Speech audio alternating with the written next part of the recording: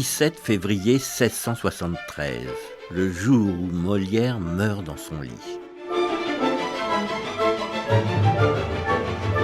Par Frédéric Lévineau, journaliste au Point.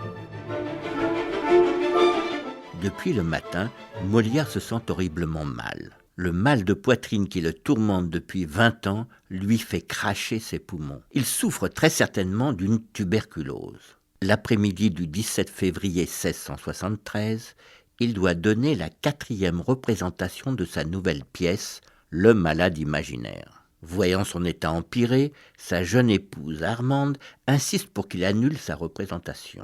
Mais il refuse de faire relâche pour ne pas faire perdre d'argent à sa quarantaine d'employés. Il demande seulement à ceux-ci d'être prêts à jouer à 16 heures tapantes, car il ne se sent pas la force d'attendre plus longtemps. Durant toute la pièce, Molière parvient à donner le change, mais sitôt sa dernière réplique envoyée, il s'effondre. Il ne cesse de tousser, ses membres sont glacés.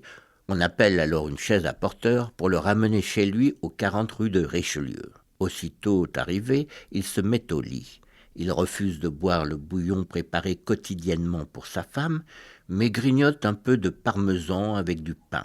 Ses quintes de toux se font de plus en plus violentes, si bien qu'un de ses serviteurs part en quête d'un prêtre à l'église Saint-Eustache. Mais le curé refuse d'en envoyer un sous prétexte de l'excommunication qui frappe les acteurs. Soudain, Molière se redresse, un jet de sang jaillit de sa bouche. Comprenant qu'il va bientôt quitter la scène terrestre, le comédien fait chercher d'urgence Armande, restée au théâtre. Il a le temps de confier à 2 religieuses qui veillent sur lui son désir de mourir en bon chrétien. L'hémorragie s'intensifie. À 22 heures, Jean-Baptiste Poquelin, dit Molière, se tait à jamais.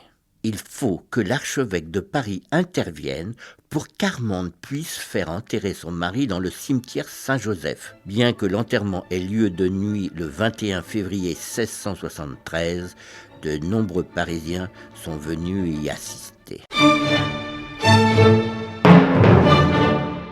Une série réalisée par Megan Kiecky.